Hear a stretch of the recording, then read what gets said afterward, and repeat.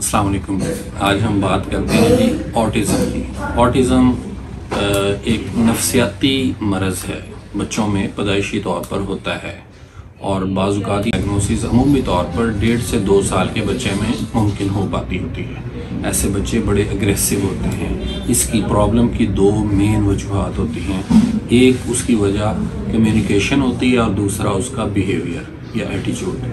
Communication नहीं वो कर पाता। आज सबसे पहले उसके अंदर आई टू आई को कांटेक्ट नहीं वो कर पाता। किसी के मतलब अमूमी तौर पर छोटे बच्चे आई टू आई कांटेक्ट करते हैं, मदर को देखते हैं, मुस्कुराते हैं। ये बच्चे नहीं, आई टू आई कांटेक्ट नहीं करते, अवॉइड करते हैं। और दूसरा कम्युनिकेट नहीं कर पाते। जब बोलना स्टार्ट करें ऊपर तो बोलते डिले हैं, और जब बोलना शुरू करें तो इनकी जो अल्फाज है वो समझ नहीं आते, पेरेंट्स को भी समझ नहीं आते। बाज़ बार इतने वो टूटे हुए छोटे छोटे अल्फाज बोलता है। तो ये 2 मसाइल इसके बहुत ज़्यादा होते हैं और इन 2 मसाइल को हमें हल करना होता है। तो बिहेवियर जो है उसको अलग सॉल्व करना है और ये कम्युनिकेशन वाला प्रॉब्लम अलग करना है।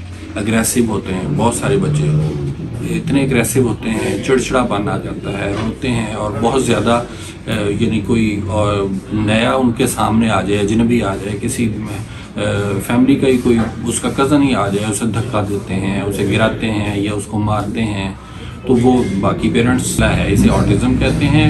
पेरेंट्स भी जल्दी नहीं पहचान पाते और जिसकी वजह से वो इग्नोर होते रहते हैं। और ऐसे इग्नोरेंस जो होती है ये इस बच्चों के अंदर आहिस्ता आहिस्ता इसकी बीमारी के बढ़ने की वजह होती है। तो सबसे पहले इन अलामात को अगर आप देखें, डॉक्टर से रुजू करें और ख़ुद उसके इन 2 चीज़ों को, यानी सबसे पहले इसका एटीट्यूड ठीक करना, बिहेवियरल थेरेपी सबसे इम्पॉर्टेंट इसकी जो स्टेप होता है। उसके अंदर इसकी चीज़ें, यानी इसका सबसे बेसिक रूल ये होता है कि हर वो चीज़ जो इसको पसंद है वो आप उसको इनकरेज करें और हर वो चीज़ जो इसको नापसंद है वो उसको डिस्करेज करें, वो इससे दूर कर दें। ये एक सादा सा रूल है। यानी आप देखें कि एक दोस्त इनका ऐसा हो जाएगा, वो उसके साथ आप इसको खेलने के लिए लेके जाएं, बाकी बच्चों से ये इरिटेट रहेंगे। अच्छा, उनके पास आप ना लेके जाएं, अगर लेके जाएंगे तो ये इसके मसाइल और बढ़ेंगे। घर के अंदर भी कुछ अफराद ऐसे होंगे जिससे ये इरिटेट होंगे। आप बार बार ये ना कहें कि भी इसको उसके पास भेजना चाहिए ताकि इसको बड़े होकर आदत बने, इसके पास रहे ये वो।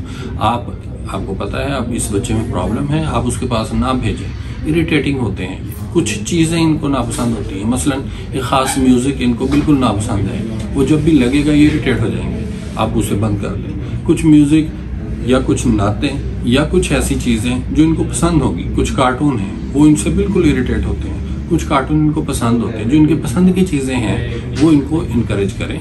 आप उनको ही आप इंसिस्ट करें कि वही देखें। जो इसको नहीं पसंद जिन चीज़ों से, वो इससे दूर करते चले जाएं। नंबर 2, आप ये जो मदर है, ये सबसे इम्पॉर्टेंट फैक्टर है कि एक ऐसा इरिटेटिंग बिहेवियर और एटीट्यूड ये अपनाते हैं माँ को मुतवज्जे करने के लिए और फिर ये अपनी आदत बना लेते हैं। तो ऐसे एटीट्यूड पे माँ को चाहिए इग्नोर करें।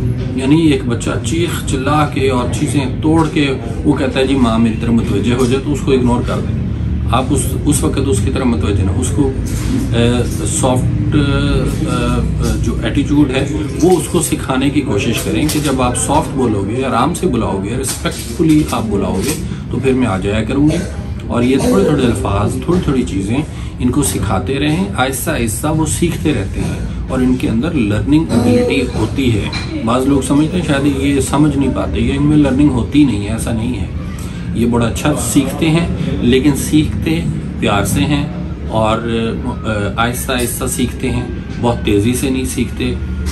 इसलिए स्कूल के अंदर भी इनको स्पेशल एजुकेशन की ज़रूरत नहीं है। नॉर्मल स्कूल के अंदर ऐसे बच्चे जा सकते हैं, बट उसके अंदर भी टीचर को आपने ये पहले से बताना है कि ये एक स्पेशल बच्चा है, इसका आपने ख्याल रखना है। और अगर इसको आप कोई चीज़ नापसंद है तो वो इसको आप ना करें, ज़्यादा बोझ ना डालें। तो ये आहिस्ता आहिस्ता इसके अंदर से ऐसे बच्चे निकलते हैं और फिर वो ठीक हो जाते होते हैं। तो मेडिसिन अगली स्टेप पे हम देते होते हैं, बट पहली चीज़ जो है वो इसकी यही थेरेपी है, बिहेवियरल थेरेपी और कम्युनिकेशन।